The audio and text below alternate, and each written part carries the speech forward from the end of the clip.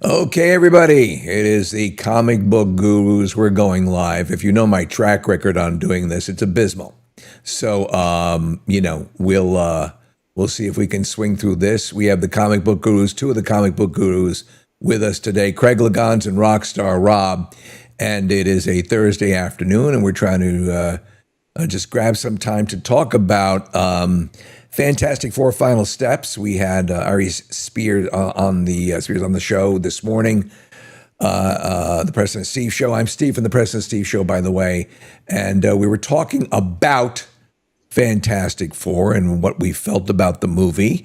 And there's a couple of things that are going on concerning it. Some anomalies, some weird things, some things that I consider a head scratcher. So I consult these massive intellects when it comes to all things comic book related, of obviously Craig Legans, Rockstar Rob. Steph will not be with us today. She is off in some far-flung corner of the world collecting semen samples from various monkeys. I don't know what the hell she's doing. It's been a long day, but we're going to talk Fantastic Four, damn it. And let's get started, guys. Again, let's just go through the basics. Fantastic Four was terrific by my reckoning. It was a return to what I really, by the way, we're taking comments if you're on, and if you're seeing this on X and or YouTube, we can pop your comments up here since we are live. I don't know what we'll get. Of course, Instagram's a pain in the ass. So I'm not going up on Instagram now. I might post it to it later on. Instagram. Anyway, I really enjoyed the movie. It really made me feel that they were getting back on track. Things that I were worrying might be the case as far as paths that they might go down and things that they might do that might distract me from the overall feel and vibe of the movie.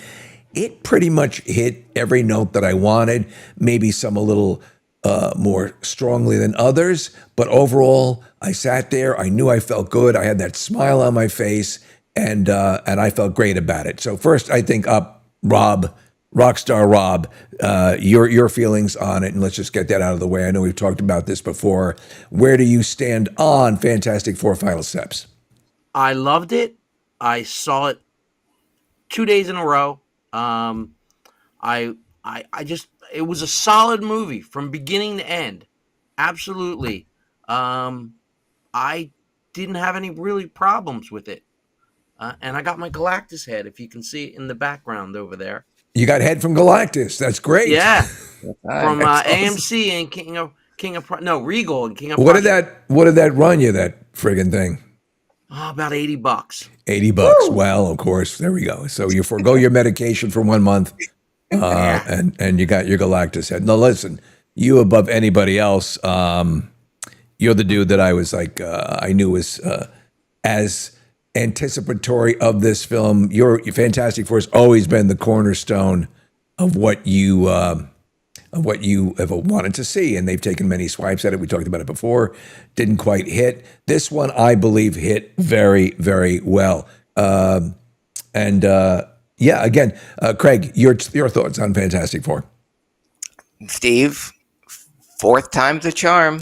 Yeah, I've seen all three previous Fantastic Four incarnations in a theater, and this was the only Fantastic Four movie I walked out saying they got it right. I they did not say it did. in the previous three. I said it in this one. We got to see them in their element. We got to see uh, everyone, all four of them, knocking it out of the park as far as inhabiting these characters that Rob and I have read in the comic books for decades. They went into space. They had a space adventure, which was straight out of a comic book. Galactus looked like Galactus, the most imposing, big bad in the Marvel universe. Friggin' awesome. I Yes, mean, honestly, the size, it looked terrific. I mean, when you're sitting there and you're watching the movie and you're going, your head is back and you're like, oh, okay, yeah. I mean, with this shot when he's by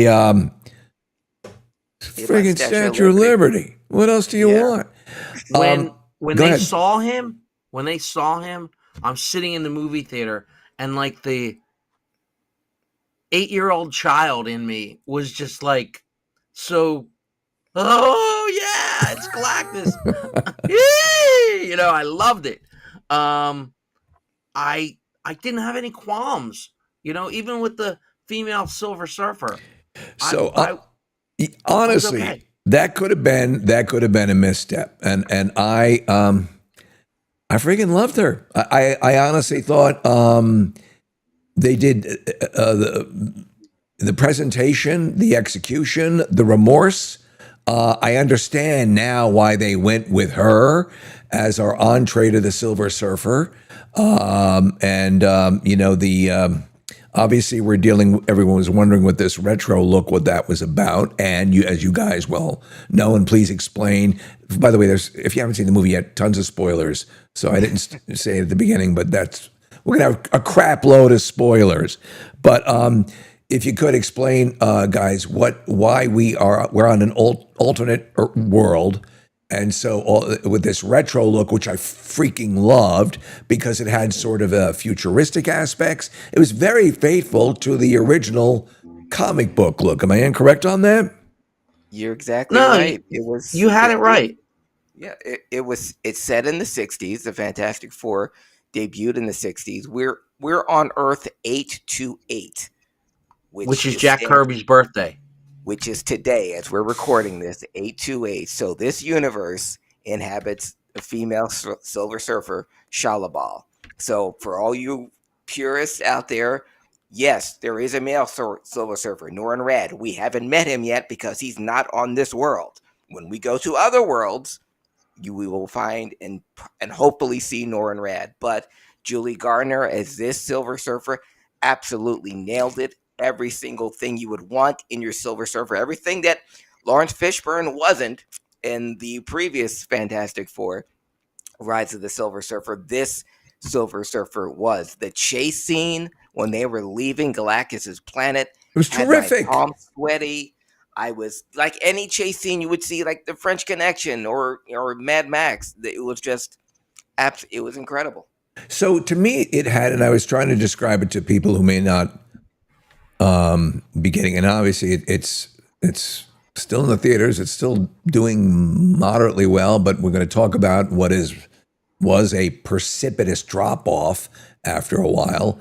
But I mean, the effort's all up on the screen, and with the Silver Surfer, her genuine feeling of remorse. The performance was great. The sort of playful, quasi flirting between Braveheart, Yanni. Yeah, John, I've been up since 3:30, so forgive me. But yeah, it was just terrific, and I felt that sense of family that they were looking to foster. I felt the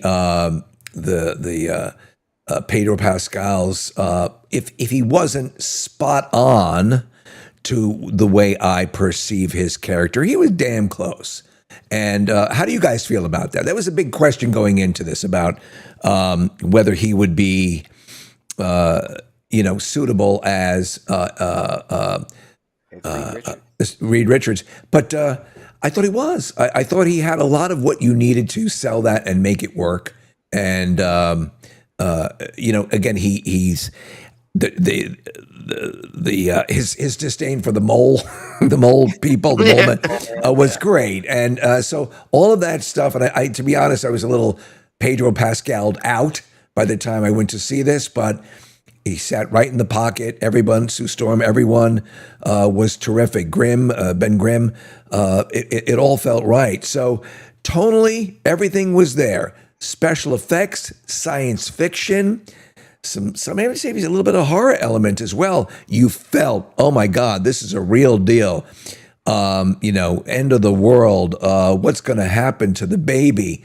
And all of those things were hitting. So why do we end up with articles like this? And I'm going to call this up from Forbes. Says there's an obvious reason why Fantastic Four First Steps collapsed at the box office. And they go through the usual deals, the superhero fatigue.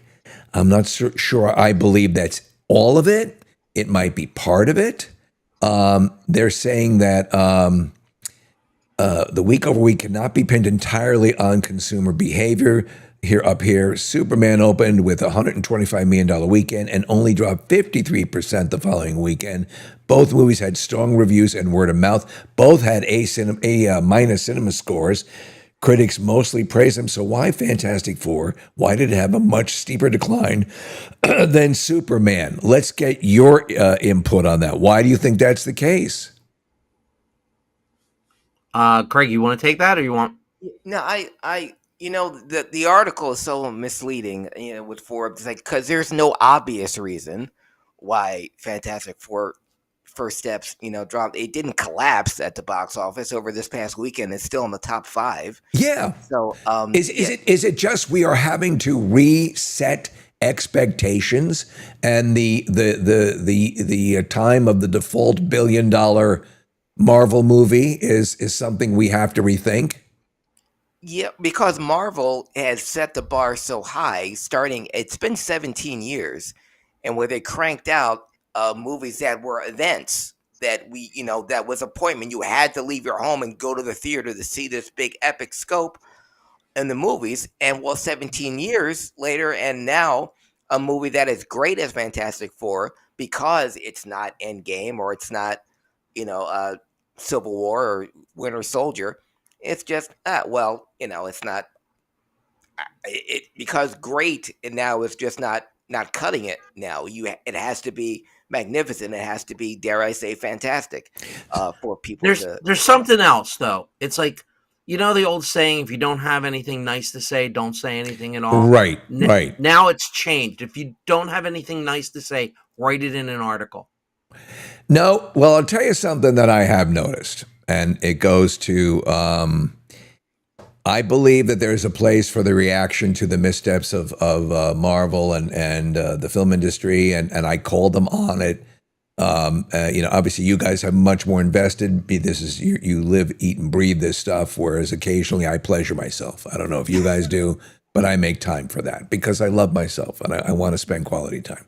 But I'd say this: there has also been the birth and rising of the perpetually critical and pissed off fan base, where there's nothing you can do to win them over.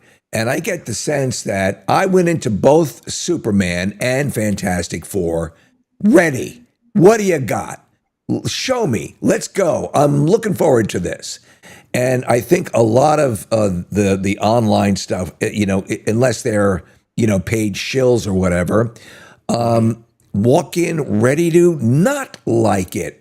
Walk in ready to look for something that's going to goose what they're posting, goose what they're streaming. Clearly, this channel does not rely on volume.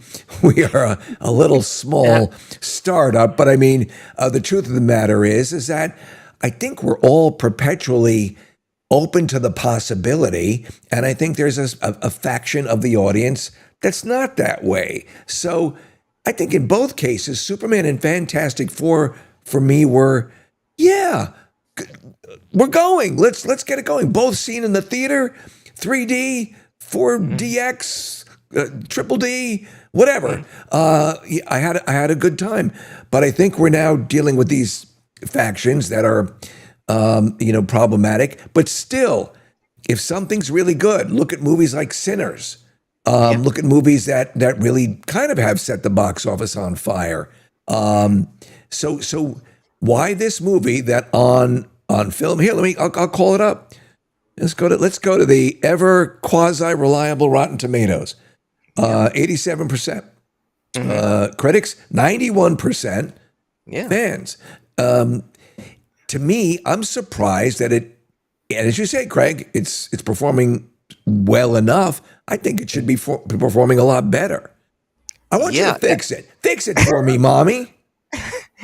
I think, and rightfully so, if this movie hadn't come out the same time as Superman, or it came out the same month as Superman, we might have seen a bigger box office take. But for right now, anything with the Marvel that's painted with the Marvel brush is you're going to have people going into the theaters willingly, Steve, with their arms folded and their head back, saying, "Okay, what's this one going to do?" Or let's what do I have to watch ahead of time so I can get caught up with this?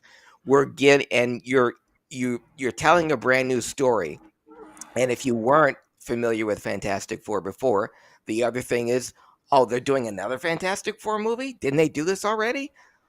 Oh, well, this one with Pedro Pascal, who's in everything and who we love. So that'll bring people in. You're never. there's Go ahead. By the way, no, we have there's we have just we have a nice chunk of people watching. If you have any comments, feel free to do it. I'll post them up on the screen. there's another thing too, and Walking Dead, when it first came out, is a good example of this. They took a conscious effort not to make it exactly like the book, because if you read the book, you know everything that's going to happen. Yeah. So they take liberties to try and change these things, to update storylines where all these origins are too dated origins. I mean, with this, by setting it in the 1960s, modernizing it, it gave you a chance to actually make that origin story fairly closer to what it really is supposed to be. Let me ask you this. Go ahead. Is it the fact that we've gone through a number of iterations of Fantastic Four, and even the best of them have been just okay? And I think people had sort of turned the page on Fantastic Four, and it's a tougher sell. And maybe this was the project that was most likely to get the initial blowback because people have been to this. I mean, the last movie was when did the last one come out? When did the last Fantastic Four movie come out? Last Fantastic Four. That was 2000. That was 2004. I'm sorry, 2014. So you're talking, you're talking over 10 years. Yeah, but he had Miles Teller, you had Michael B. Right. Jordan, you had Rooney Mara, you had of those stars, they were the hot young actors of that. And now they're collecting pension checks. No, but my point is that you can go to that well, and if I think if this had been the first out of the gate, Fantastic Four, I think we'd be off and running. Because the quality is there. But again, I'm just trying to get inside the mind. Lord knows the smart people in the movie industry are certainly trying to figure this out as well. Why it is it had that fall off. Let me ask you this: do you think it's going to go the Superman route? Which is how many weeks after Superman opens in the theaters do we see it on streaming? I was telling the story on air. We took a vacation and I saw it pop up on stream. I thought it was streaming or for rent. It was kind of the pre-order, and I thought they're going to put the pre-order date up. No, it was available to purchase then, and I'm thinking this cannot be more than 4 or 5 weeks after it premiered in the theaters. So yeah, I saw the same thing, Steve. I was like, oh, it's a special behind the scenes look at Superman. No, it's actually Superman. That's available for purchase. And I said the same thing with F1. I said, didn't I see F1 like 2 months ago? So here's my understanding. My understanding is that what they're doing now, and if you go through the history of this sort of stuff, what would happen years ago, and let me take it back because I'm a little bit older. It would come out as a silent movie, and then and then they introduced talkings. But the movie would have its initial release, an initial push. And then what would happen is there'd be a fairly decent lag, and they had a whole budget and a whole second wave promotional plan for the video release and or DVD release and or Blu-ray release. And so that was a whole second wave. And then at a certain point, that home video release was eclipsing box office. And so you had these two robust waves of release for the film. And so I think the issue now is they're saying, well, we've invested all this money in the initial lead in to the theatrical release, while it still has some heat and some buzz, and people are still thinking about it, let's port it right over to streaming and make it available and clean up that way. Because I don't know, and maybe you guys can check. I don't know if it's available for that Fantastic Four or that Superman is available for renting as well. I assume it has to be renting and purchase. It And I is. don't know if either of you guys have heard what the plan is for Fantastic Four. Will it end up doing the same thing quickly? Not as quickly, but what Fantastic Four has in their pocket or behind them is Disney, and what they've already done with Captain America: Brave New World and with Thunderbolts. They have a whole separate campaign of the Disney launch of. I was bombarded with it with Captain America: Brave New World, and now Thunderbolts has just been released or will be released this week on Disney Plus or Hulu services, that whole Disney bundle. So when Fantastic Four gets its Disney release, there'll be a massive campaign for that. But I mean, gone are the days, like you said, Steve, of a promotion for the theatrical release and a whole separate promotion for video release or DVD release with extra footage or I don't think they don't have the behind-the-scenes stuff. budget. They don't have the budget. And what kills them is that they, we hear about the notion that you have to triple the movie's initial budget with the promotional budget to start to break even these days. So I think if there's any hope of this stuff proceeding forward, and I am optimistic. I loved going to the theaters to see these two movies, and Fantastic Four I enjoyed more. I really did. And not to besmirch Superman, which I thought was good as well. But this was like, oh, this feels like 8 years ago. This feels like what I wanted. I think they're going to have to trim up budgets. I think they're going to have to do this. Really get the theatrical release and get the. Let me switch over here and get you some video that matters. And pair them both and get that going. But I honestly, guys, you seeing these films in the theaters.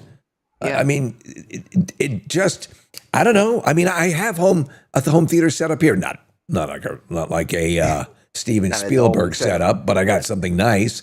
But nothing can compare to that theater thing. But No, Steve, and you got to remember two things. One, if you go back to even like the early 2000s, right? One of the problems were when they were releasing things was Spider-Man might have come out here, but when we're getting a DVD, actually it's probably the other way around. It came out in Europe first. So by the It's time true. they're getting a video version of it, we're just seeing it in the movie theater. So if somehow somebody had it and kind of put it online, yeah, you could see it without having to go to the theater. Now that it's a streaming world, I think these DVDs and things are becoming less. People don't want it. They don't want to buy. They don't want to buy them. They just want to watch. Same thing with like music. People aren't always buying the CDs or the vinyl or anything. They just want to listen to the music. I think that they again, I believe that there's every reason to be optimistic. They just have to shore up the way they do these things because, I mean, obviously, this iteration of the Fantastic Four and the characters they're in are going to be part of what is coming up. And Craig, you sent me over a picture, and let me call it up here. Explain what this is about. this is baby Franklin Richards. And in Marvel lore and in comic book lore, and Rob, you can back me up, Franklin Richards is more powerful than all of these other superheroes combined. He You see in is this the picture most Scarlet Witch, Sentry, Doctor Strange, one of the Celestials, Thor, Captain Marvel. He's the and most going through- powerful mutant. He's a mutant. He's the most Mhm. powerful mutant that existed. He has the power to create universes, which is why Galactus wanted him, because he could either recreate where Galactus came from and he could go home and take over, or you know, he doesn't have to search for planets anymore. This guy will just make them. You know. Okay. All right. So, and that's cool. That's cool, and I get that. I remember that, being from the comic books. I was not an avid Fantastic Four reader, and clearly he's also at this point the most incontinent of the collection. Yes. But okay, and Galactus says in the film he's it's basically his liberation. Like he's consigned to live the life of Galactus in the way that he does, and it's wearing thin on him. It's not the big yuck fest it used to be. So having to eat planets is losing its charm. So the next film that's coming up, obviously, there's the post-credit sequence in this. Dr. Doom appears. And what have you heard now as we've gotten some more information about where we're going in the next installment? By the way, there's the picture, a couple pictures from the Thunderbolts. And I enjoyed the Thunderbolts. I think that as well. Me too. I did too. Should have done a bit better. And they're going to port over as well. So what do you hear about where we're going to go with this and the incorporation of the Fantastic Four, and how prominent will they be in the next film? I saw an interview with Feige, and the most interesting thing they've let slip is that in Doomsday, we're going to be back at the Baxter Building in 828, but there's going to be a lot of heroes from the 616 there. So there's got to be a way that Reed Richards has made it where they can travel back and forth, be it like a time machine like Doctor Doom, or maybe something that has to do with what they were trying to do with Galactus, push him, make one thing go from one place to another. But, so we're going to see that. We're going to see these heroes showing up in the 828, which is going to be pretty interesting because it's going to be a whole nother world for them. Yeah. And with Doom, and I've said this theory before, I don't think that Tony Stark ever really existed. I think that in all the multiverse... Now, slow your roll. Slow your roll, Mole Man. Let me ask you this. All right. You're saying Tony Stark in this new film, obviously with him as Doctor Doom. Doctor Doom. Man, oh man, what a long day. Anyway, you're saying that in that universe there is no iteration of Tony Stark. No, because I think in every universe, that person, that Robert Downey Jr., that Doctor Doom, in some cases, we know through the comic book that Tony Stark was adopted. And if you watch Endgame, when he's talking to his dad, or is that Endgame or Civil War when he was... Yeah, no, not Civil War, Infinity Gauntlet. But I think it was, I think they were going after the stone, so I think it was Endgame. But he says, my wife is expecting. But if you look at when the year of when that is, he wouldn't be being born yet. There was another Stark person named Arno Stark. And so in the comic book, they came out that Tony Stark was adopted. So what if he was always Victor Von Doom, but in some multiverses, some planets, he's adopted? So he is Victor Von Doom, but he's Tony Stark.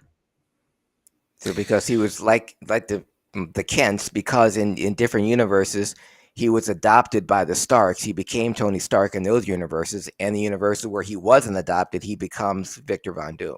Unless there are other people that adopted him in other universes, we don't know that, but that's the premise that I'm standing with.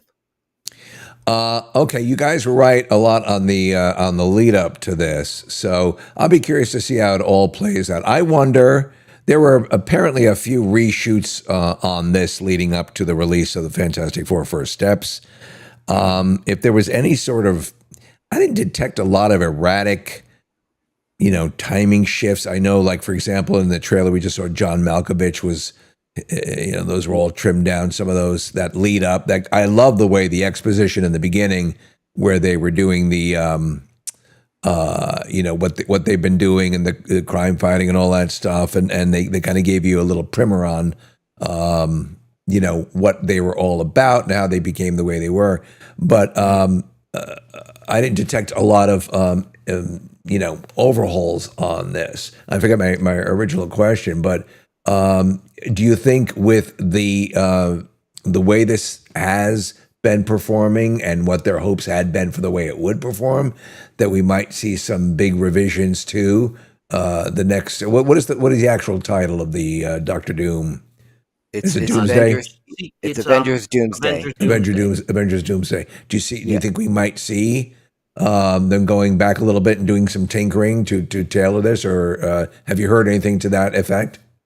What I do know is, first of all, there's only going to be 2 movies next year from Marvel. Good. Spider-Man brand, yeah. I think that's part of it, Steve. We were just talking about what may or may not be Marvel fatigue and movies not or people getting tired of the Marvel universe. There's only going to be 2 movies next year: Spider-Man Brand New Day, and which will take place on Earth, with no multiverses or anything like that, just a straight Spider-Man crime story. And the second will be Avengers Doomsday, which will also feature Spider-Man and the Fantastic Four. Now, we saw at the end of Thunderbolts, we saw the rocket ship that they saw had the 4 on the side. Yeah. But that was not the same rocket ship that we saw in Fantastic Four First 4 Steps. thrusters instead of 3. What Yeah, the of course, fuck? Rob picked that. Okay, Yeah. all right. So Excelsior had 3 thrusters of the rockets on the ship. this one had This 4. one had 4. Yeah, Some Thunderbolts, bitch. All right. So we're going to see the last of the multiverse things in Avengers Doomsday. We're going to get, that's why the big rollout of every person who was ever in a Marvel film is going to be in this, because we're skipping multiverses, we're going back and we're getting everybody. So and which may be Marvel's attempt to get everyone back in the theater, because what do we love about Endgame? Everyone came back and all the heroes were together for the first time, and crowd went crazy, and and history was made. And now they think, well, and what made it great, because we didn't know they were going to be back. They didn't roll out a big, director's chair, look at all these big names. We just showed up to the theater in Endgame, and there they were, and we loved it. Now I'd like to see them. No, go ahead. And now they're doing it all, look who's going to be in Doomsday, everyone, and even the X-Men, and even this person, and the Fantastic Four, and, old school, maybe Eric Bana, who was the original Hulk, just everyone. They could pull off the most epic fuck with the fans move of all time and have the next movie feature just those chairs as the characters. Wouldn't that be wild? It's it's like a furniture store. It's like when you interviewed God, his name from Spinal Tap, and he was listing off all the names that were going to be in the new movie, because that's a lot of names. Yeah, but we got the actual people too that go in there. Right? Yeah, true. Listen, and again, a lot of people are watching this. If you have any comments, it's probably something that I've done that's screwed up. If you have any comments, send them on through. We'd love to hear what you have to say. I want to bring this up, and I have the article up here. Screen Rant, which is always great. First Steps box office just cracked Disney's all-time chart with domestic milestone. Fantastic Four First Steps has landed on a major box office chart. The movie was directed by Matt Shakman. I think he did a great job, by the way. Really good. Awesome job. Awesome Terrific job. Yeah. And yet they go on to say the Fantastic Four projected to earn 3, blah, blah, blah. They go through all this. What this means for Fantastic Four First Steps. And it's all looking good. And then they take on Then they say it's all a good sign, and I lost the place here, but they talk about the fact that besides this milestone that that Marvel and everyone looking at it is still kind of holding their breath about the future for the films, and the thing that you brought up about it, and Screen Rant brings it up as well, Craig. This again, they've got to really dial back. I'm glad to hear that just the two movies, The Glut killed it. You can't say it's superhero fatigue when you had Deadpool and Wolverine do as well as it did, and you can't do you can't say on contrary wise, you can't say that they've got to do better movies. I think they have to do better movies more consistently, because right here I think you have Thunderbolts is pretty good, and I think this Fantastic Four was really good. So do you think once they reestablish a consistent commitment to quality with the fan base that we'll see those box office numbers rise, or what's your projection for the future? I think it's good. Go ahead, yeah. go ahead, Rob. No, I think people want to be entertained, and I think what really killed Marvel wasn't COVID, and it wasn't the massive amount of movies. It's that the Disney Plus TV shows were so god awful that people lost faith. I And they're agree. like, this is I agree. crap. Rob, we look back, and I think at the time we were like, "Oh, this is great." And then in retrospect, I look back and I go, "Man, a lot of that stuff was shit." I mean, and I don't want to say. What I want to say is this: maybe not shit, but it's like, do we need this? And again, it dilutes the importance of this stuff. And again, when you create the notion that you have to do homework to watch these movies, and I think this issue is occurring with Peacemaker now and James Gunn. I love Peacemaker, and I thought the Superman movie was really good, but here you have an example of the director. Gunn is saying the direct sort of sequel or the direct continuation of the Superman movie is Peacemaker season 2. Well, that's a streaming series. So are there going to be things that you need to know that if you don't have Max or whatever the fuck it's being called this month, that you're going to miss out on something? I think that's a bad image, a bad notion to create with the potential movie-going public. I agree. Yeah, I agree, Steve. And what Rob brought up, the Disney Plus shows. I don't think they were god awful, all of them. I think there were too many. And when you have that, like you said, when you have to look at this first, because I had people come to me, being a comic book guru, when a new Marvel movie will come out. Well, what do I have to see first? Can I just go watch this? Black Widow? Well, it takes place right after Civil War.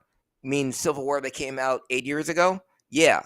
And if you saw at the end of Black Widow, that set up Hawkeye. Yeah.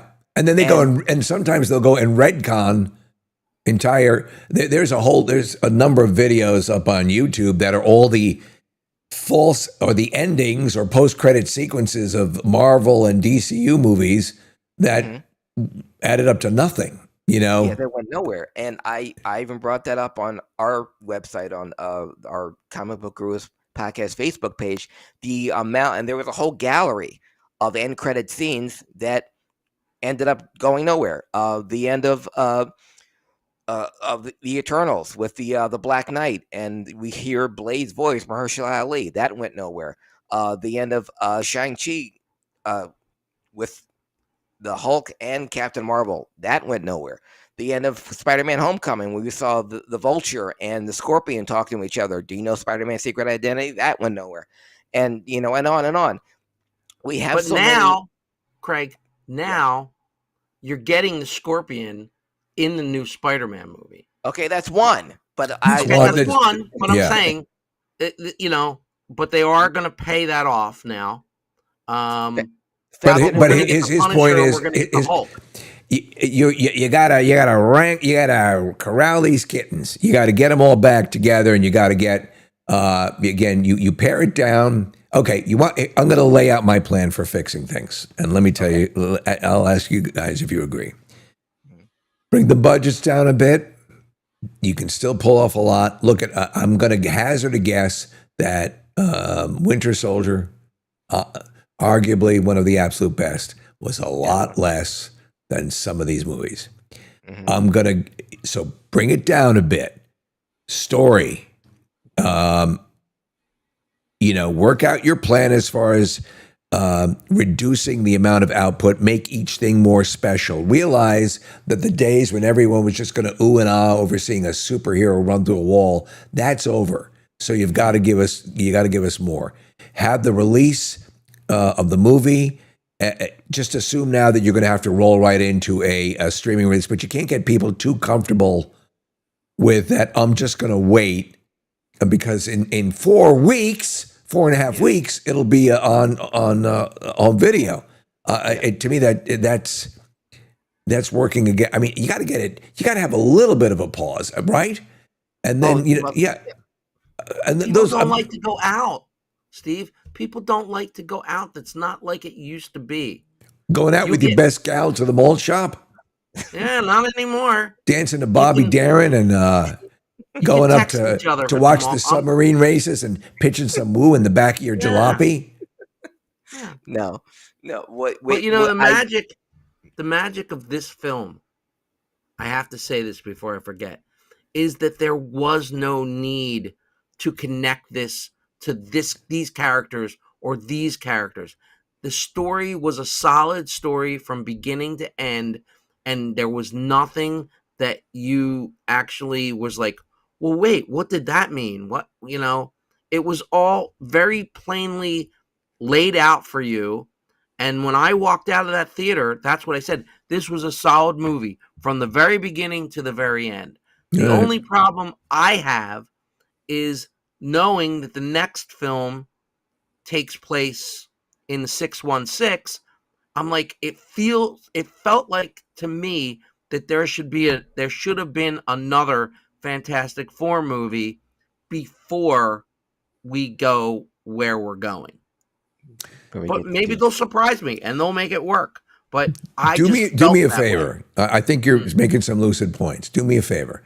I want you to take that Galactus from behind you. Go grab it. Go ahead. Go The get it. head? Yeah. Go bring it around. grab the head. Go Get some grab head, the head. Rob. Yeah. Go ahead. Go over. Is it way back? Don't unplug your microphone. And I want you bring it over. Oh, it's beautiful. Don't my break God. it. Don't break I it. don't want How to. big is that Don't thing? break it. It's goddamn huge. Oh, Bigger than your head, Rob, which is saying a lot. Do you need Yeah. 2 hands, Rob? Yeah. You need 2 hands. Well, I can't if I'm going to hang on to the mic. Okay. All right. So bring it on over. I got You- it. I got it. You didn't have to hold the mic like you're, covering the Hindenburg. All right, so take Galactus, and I want you to give him a big Bugs Bunny kiss. Steve, he's already done this many times. I know. This was my date to the Fantastic Four movie. How soon sat right before next you to me. take a drill and give yourself a pee-pee hole in that mouth? Wait. Look. Oh, the battery's dead. Oh man, with the eyes light up. The eyes light up. I thought the mouth opened. Okay. No. That'd be great. I mean, that's pretty accurate. Looking at it, yeah. It's scale. That's pretty good. Yeah. So, listen, it is a work of art for $80. All right. Have we said everything we They need were to sold say? out by 3:00. Yeah. I mean, they were hard to come by, and now you found a lover. You found the mother of your children. And look at this. I got a lunchbox. I got a lunchbox. I got a lunchbox. Let me see I it. got a lunchbox. Let me see it. And it's got a thermos. So when you're bringing a lady friend back to your bar, is your line? Do you want to see my Galactus? I got big You want head. to see my big head that lights up? That's a penny dropper right there. Yeah, that's absolutely right. Listen, I think we've milked this sucker. We've said all the things that need to be said, and a couple hundred things that don't need to be said. What I'm a little incensed by is we have a lot of people watching, and no one is commenting. any comments. I No, said Dirty Paul. I'll say that it probably has a lot to do with whatever in some way I fucked it up. But I tell you this, I do. I think this one technically went a little better than the last one, which I was screwing up. We're going to do this some more. I'll finish this, and this will be my my out on this, and then I'll give you guys your chance to speak your piece. Fantastic Four Final Steps. I really enjoyed it. If you haven't been out to the theater to see it, go see it. It really feels like, again, like 7, 8 years ago when these movies were rolling out. Some would be less than others, but you'd still come out of the theater saying, "Oh, wow, cool." We're working towards something. This felt like that. The Thunderbolts, to a lesser extent, felt that way for me. It feels like they're trying, and that's all I ever ask. Quantumania, it didn't feel like they were trying. I think the critics' term would be a piece of shit. I felt like I never hit skip. I never hit skip in a movie, and I was doing it all throughout that. And it was just a disaster. And I felt like they were phoning it in. Not so with Fantastic Four. And I think all of this works if you go back to the theater if you can. Start to support these movies. Don't see something if you think it's going to be a piece of crap, and this doesn't let the movie companies off the hook. But I mean, here, I think you can be confident. Oh, by gosh, I say you can be confident that if you've been a fan of the heyday, we'll call it that, of Marvel, you're going to enjoy this movie. There, I've said it. I turn it over to you, Craig Legans. I echo your sentiments, Steve. I thought this was a triumph of Marvel making. Had this movie came out 10 years ago, it would have been in the pantheon of great MCU films like The Avengers, like Winter Soldier, and like Black Panther. It had everything you want in a movie. And the test for me is going to see it with someone who is not a comic book fan, who's coming to this brand new, and they loved it. So that's all you can ask for any movie.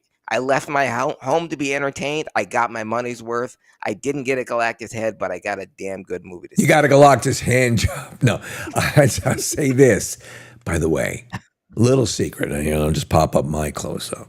This is just between us. Come in close. I don't want you to do this because it might ruin the experience for me. But if you go like early on a Saturday or Sunday to the theater, even if a movie's just opened up, you're going to get in. You're going to get your prime seat. You're going to have a great experience. Consider going off your usual movie times. Go back to the theater. See why it's so wonderful and such a joy, especially movies like this. Fantastic Four on the IMAX Theater, KOP. Chef's kiss. Rob, what do you say? Redemption. They finally got it right. And doing Galactus was definitely a redemption. Was the biggest joy of your life. Yes. You bent him over the table, and this one's for the Statue of Liberty, bitch. No, you amongst all of the people that I know, I was most concerned with how this would sit with you. I'm so glad you're happy, Rob. And I told you guys, I don't really want to be the I told you so, but I did tell you that you're more the he's on my lawn again, officer. Yeah. Franklin Richards was going to be the most important factor in that movie. You were right. And he was right. I told everybody, first steps, it's about Franklin Richards. And you were right. And they did a great job. And you actually cared, and you actually felt a mother's her love, and you felt her make a convincing case for convincing the people, who had started to turn on them, why they had to stand up for this and defend the family and all that stuff. I agree 100%. It's a family movie. It's very hard to do that, Steve. Yeah. It was always even in the comic books, it's a very funky balance to try and give you an edge, but also give you a family dynamic. Agreed. Well, we have a lot of people watching, no comments, and that kind of hurts. I'm going to go, I'm going to have to need some by myself time. I'll admit it. But for this time, we'll let you go, and this one will be committed to the history of the Comic Book Gurus. Encourage you to subscribe to the Comic Book Gurus channel. That's my cat Foster, who is giving a dying whale scream in the hallway. But yes, please subscribe, support the channel. We'll keep coming back with some live streams. We're trying to pick a good time that works. Again, a lot of people are watching, but comments, no. Regrets, I've had a few. So we'll let you go to the next time we do this. Guys, what do you think we want to tackle next time? We want to talk about Superman, or do we want to hit something else? You tell me. We'll have a confab. But as for you guys, we'll let you go. Again, thanks for everything, and we will see you next time. I'm looking for my outro button. I know I have an outro. Here we go. I'll do the outro. We'll see you. We love you. Bye-bye. Bye.